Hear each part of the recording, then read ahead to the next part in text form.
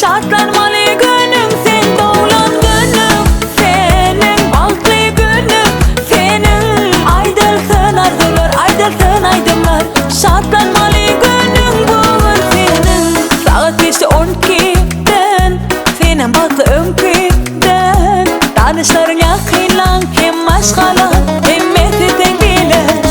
Yanında dostum, instada postlar, yadır ya kutlular bir ten için. Yanında dostum, aydılar dostlar, arzular sen için. Doğulan günüm, senin balklı günüm, senin aydılsın arzular, aydılsın aydınlar. Şartlanmalı günüm sen doğulan günüm, senin balklı günüm, senin aydılsın arzular, aydılsın aydınlar. Şartlanmalı günüm bugün senin.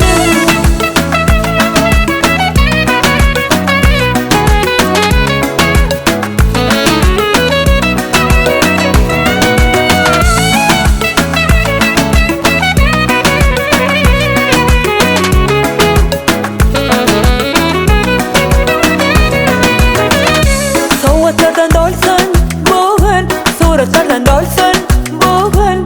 Senin uçuşuğundan başlar, kovluklara dolsun bugün.